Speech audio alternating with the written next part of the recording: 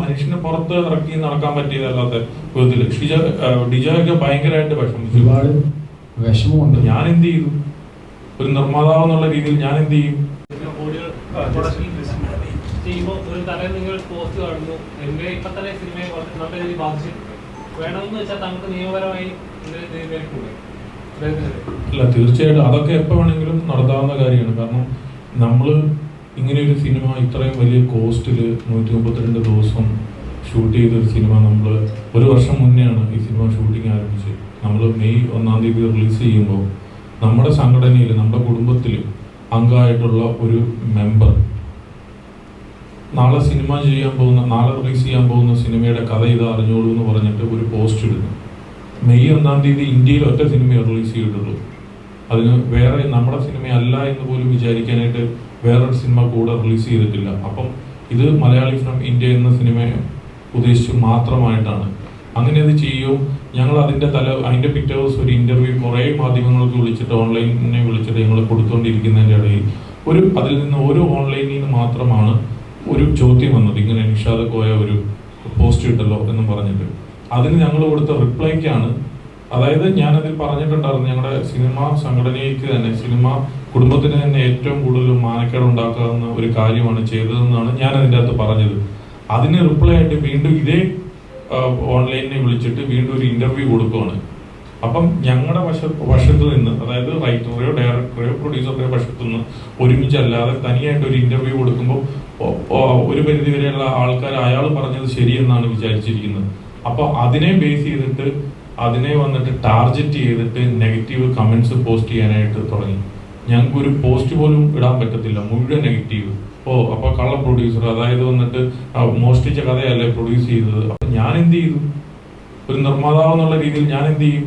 ഒരു music director ഒരു song പുതിയതായിട്ട് റെഡിയാക്കി കഴിഞ്ഞു കഴിഞ്ഞാൽ അതിന്റെ ഒരു കഥ അല്ലെ അതിന്റെ ഒരു മ്യൂസിക് വേറെ ഏതോ ഒരു കൊറിയൻ പടത്തിന്റെ മ്യൂസിക്കായിട്ട് സാമ്യമുണ്ടെന്ന് പറഞ്ഞ് ഞാൻ എന്ത് ചെയ്യും? ഇത് എന്റെ വേർഷൻ അല്ല. ആക്ച്വലി ഇതേ കഥ തന്നെ ഷാരിസ് ഇതിന് മുമ്പ് എന്നോട് പറഞ്ഞതാണ്, 1 വർഷം മുമ്പ് തന്നെ പറഞ്ഞതാണ്. അപ്പോൾ അന്ന് ഞാനിത് പ്രൊഡ്യൂസ് ചെയ്തില്ല. അത് കഴിഞ്ഞിട്ട് പിന്നീട് ഇത് ഡയറക്ടറായിട്ട് ഡിജോ വന്നു കഴിയുമ്പോഴാണ് ഞാൻ ഈ പടത്തിന് ഓക്കെ ചെയ്തത്. അപ്പം ഇതൊക്കെയാണ് ഇതിന്റെ പിന്നാമ്പുറം കഥകൾ.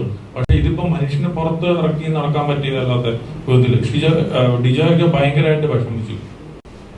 അവൻ ലിറ്ററലി ഫോണിൽ വിളിച്ച് കരഞ്ഞു.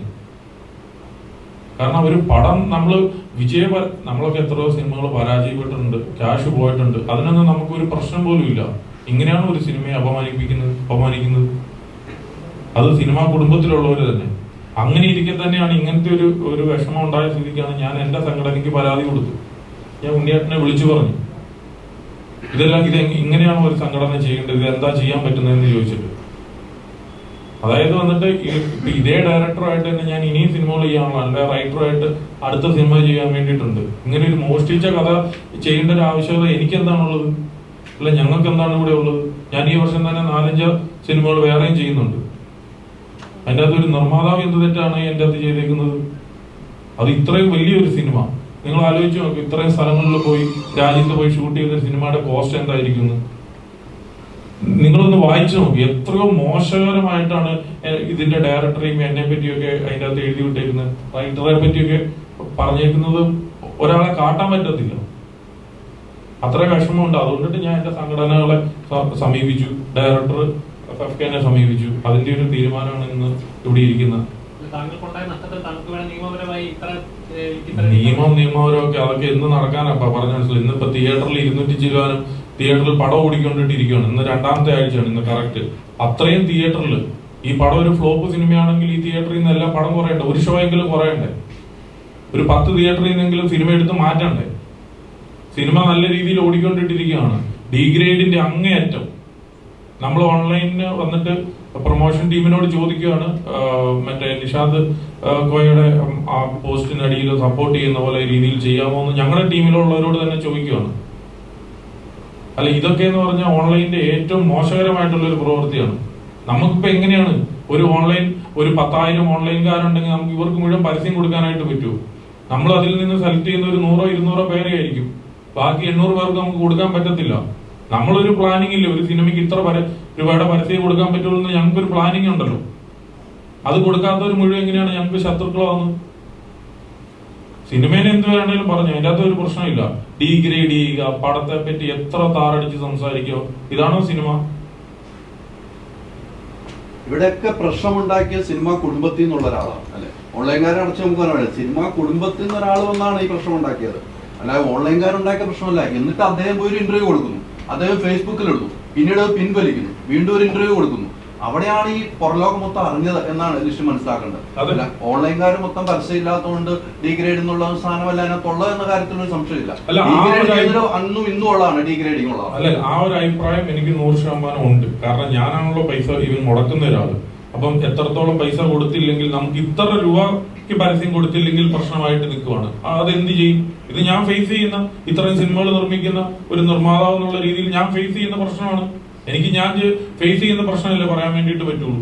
എങ്ങനെയാണ് ഒരു സിയാദക്ക നാളെ ഒരു പടം ഇറക്കുന്നുണ്ട്, സിയാദക്കയ്ക്ക് ഒരു പ്ലാൻ ഉണ്ടല്ലോ, ഞാൻ ഈ പടത്തിന് വേണ്ടിയിട്ട് ഇത്ര രൂപയും മുടക്കുന്നുള്ളൂ എന്നൊരു പ്ലാൻ ഉണ്ടല്ലോ.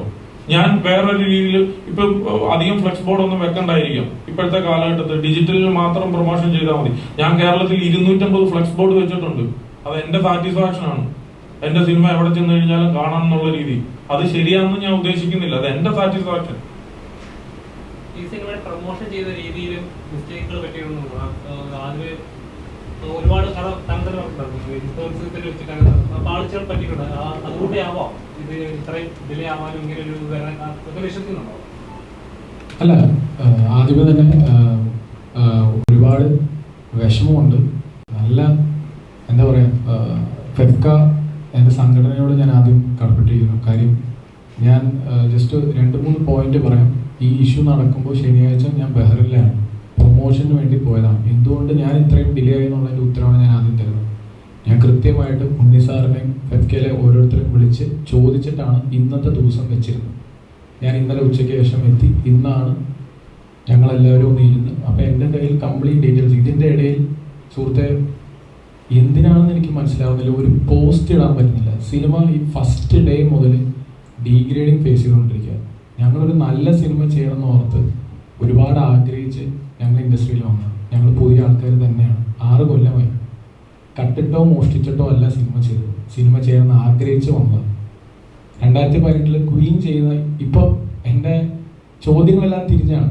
ആദ്യ സിനിമ കോപ്പി അടിച്ചു. അത് ആദ്യം മനസ്സിലാക്കേണ്ടത്, ഞാൻ സംവിധായകനാണ്, ഞാൻ തിരക്കഥാകൃത്തല്ല.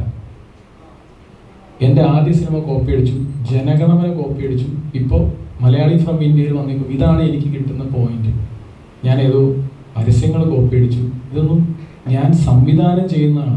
എവിടെയാണ് ഞാൻ റൈറ്റർ ഡയറക്ടറാണോ? അല്ല. അപ്പം ഇതിൻ്റെ കൃത്യമായ കാര്യങ്ങൾ ചോദിച്ചിട്ട് വേണ്ടേ നമ്മളോടൊരു ഇത് അവതരിപ്പിക്കാൻ.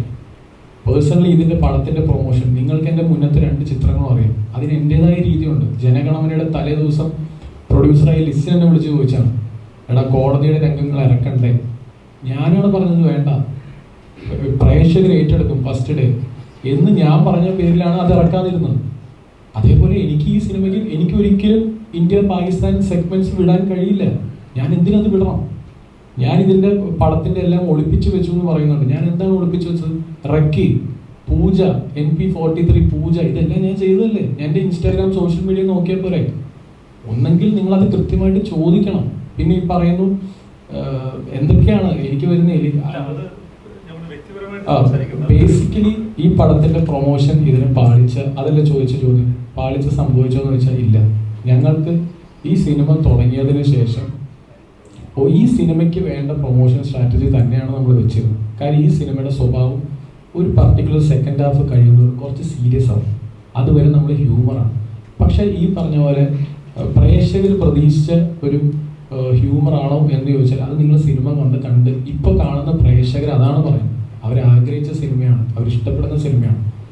ഇതിൻ്റെ അകത്ത് ഒരു പർട്ടിക്കുലർ ഏരിയ തൊട്ട് സീരിയസ് ഞങ്ങൾ പ്രതീക്ഷിച്ചില്ല എന്ന് പറയും. പക്ഷെ 2 ദിവസം മുന്നേ വിട്ട ടീസറിൽ അത് കൃത്യമായിട്ട് പറയുന്നുണ്ട്.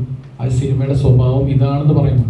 അപ്പോൾ നമ്മൾ പ്രതീക്ഷിക്കുന്ന പ്രേക്ഷകർ നമ്മുടെ സിനിമയിലോട്ട് വന്ന് ആ സിനിമ കാണാൻ വരുന്നവർക്ക് ഇഷ്ടപ്പെടുന്നുണ്ട്. പ്രൊമോഷൻ്റെ രീതിയിൽ ഒരു പാളിച്ചയും സംഭവിച്ചിട്ടില്ല.